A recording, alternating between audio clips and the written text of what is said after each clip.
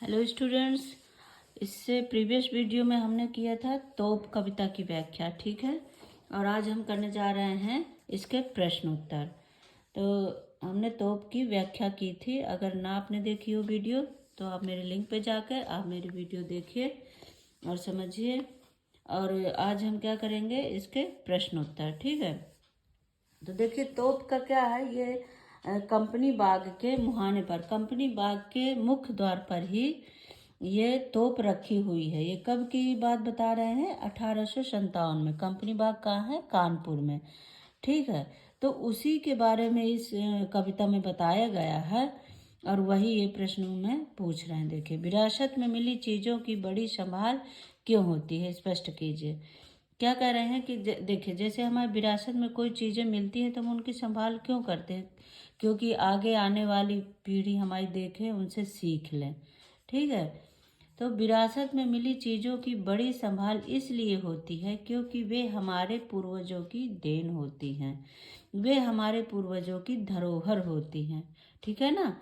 उस समय क्या अच्छा हुआ था, क्या बुरा हुआ था, उन्हीं चीज़ों से हमें पता चलेगा कि कैसा था हमारा पहले का समय, हमारे पूर्वज कैसे रहते थे।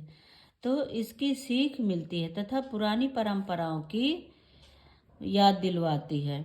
इनसे हम भावनात्मक रूप से जुड़े होते हैं। देखिए, उससे जब हम देखते हैं चीज़ों को तो उनसे क्या है, हमारी भावनाएं भी जुड़ती हैं, ठीक है। और उनसे हम आगे के लिए सीख भी लेते हैं।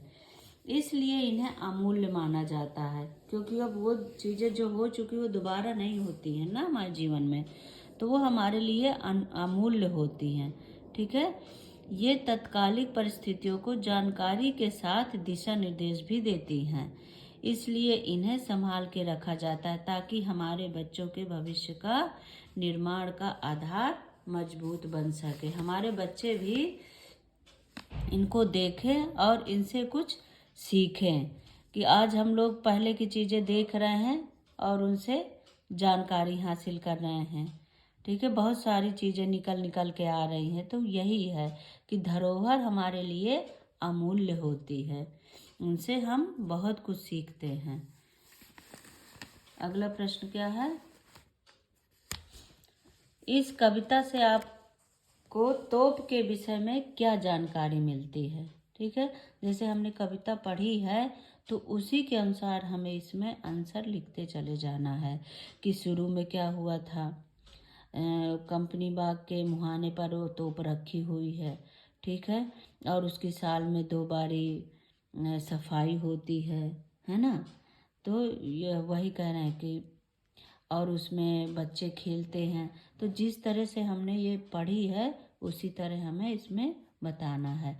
इस कविता में तोप के विषय में जानकारी मिलती है कि यह अंग्रेजों के समय की तोप है जो कि कंपनी बाग के मुहाने में रखी है ना। कंपनी बाग के मुख्य द्वार पर रखी हुई है। अंग्रेजों द्वारा 1857 में इसका प्रयोग शक्तिशाली हथियार के रूप में किया गया था, ठीक है। इस तोप ने अनेक वीरों को मार गिराया था, ठीक है। उस समय क्या था, ये तोप जो है बहुत शक्तिशाली थी, बहुत लड़ाइयों में काम आई और अनेक वीरों को उसने परास्त किया था। पर अब यह तोप सिर्फ प्रदर्शन के लिए रखी गई। अब यह सिर्फ क्या है, लोगों के देखने के लिए रखी गई, एक धरोहर के रूप में रखी है। अब यह खिलौना मात्र है। ये सिर्फ अब बच्चे इस पर क्या करते हैं, जाते हैं तो उसके ऊपर घुड़सवारी करते हैं, चिड़ियाँ ची ची करती हैं, आपस में गप्पे करती हैं। तो यह तोप हमें यह बताती है कि कोई कितना भी शक्तिशाली क्यों ना हो, ठीक है, कोई कितना भी शक्तिशाली क्यों ना हो, एक ना एक दिन वो धराशायी जरूर होता है, उसका अंत जरूर है। कितना भी कोई दबंग हो, कैसा भी हो, पर उसका अंत जरूर होता है एक दिन। तो इस प्रश्न में हमें यही बताना है। अगला क्या कह रहा है? कंपनी बाग में रखी तोप क्या सीख देती है, ठीक है। हमें क्या सीख मिलती है? जैसे हमने ये, आपने इसकी व्याख्या देखी होगी, कविता पढ़ी होगी। तो जो हमें क्या सीख मिलती है, यही मिलती है ना कि एक दिन कितना भी कोई अत्याचारी हो, एक दिन उसका अंत जरूर होता है। तो यही सब आपको इस संसार में लिख देना है। कंपनी बाग में रखी तोप हमें यह सीख देती है कि अत्याचारी चाहे कितना भी शक्तिशाली क्यों ना हो, एक ना एक दिन उसका अंत अवश्य होता है। उसको एक ना एक दिन हार माननी ही पड़ती है। ठीक है, जैसे इसमें क्या अंग्रेजों को बताया गया है ना कि एक दिन अंग्रेज यहाँ पे कितने सालों तक राज्य किए, पर एक दिन उन्हें छोड़ के जाना ही पड़ा भारत।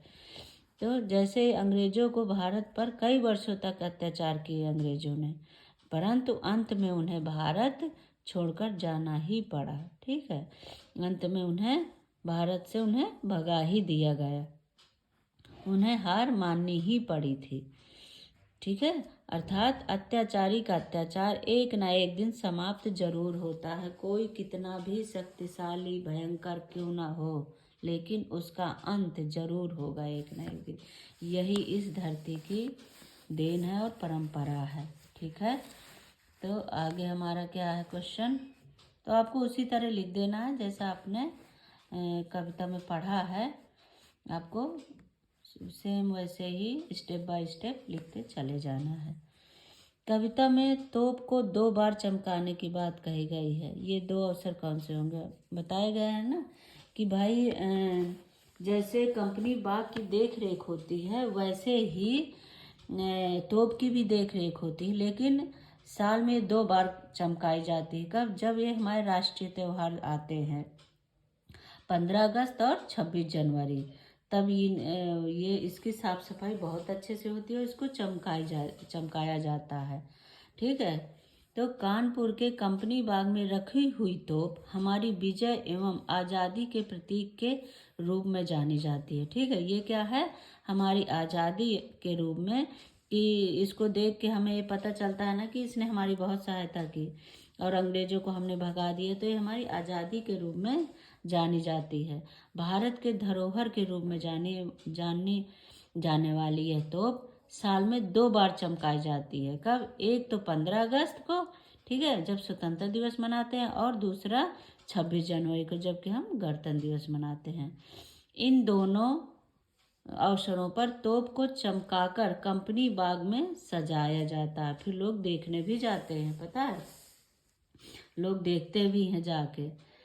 इससे शहीद वीरों की यादें ताज़ा की जाती हैं ताकि हमारे मन में राष्ट्रीयता की भावना को बढ़ावा मिले। ठीक है, तो इस कविता में हमने यही देखा कि 1857 से कैसे हमारे यहाँ पे लड़ाई की ज्वाला जगी थी। और इस तो है कहानी, ये तो तोप के बारे में, पर हमें यही बताते हैं, इस कहानी का सारांश यही मिलता है कि कोई कितना भी शक्तिशाली क्यों ना हो, पर उसका अंत एक दिन जरूर होता है। तो तोप ने अपनी कहानी बताते हुए, अपनी आत्मकथा बताते हुए हमें यही संदेश दिया है। तो थैंक यू बच्चों, आप देखते रहिए, और जहाँ समझ में ना आए आप कमेंट करके ज़रूर पूछें, और मेरे चैनल को लाइक एवं सब्सक्राइब करें और अपने दोस्तों में शेयर ज़रूर करें। ठीक है, ओके बच्चों, थैंक यू, बाय बाय।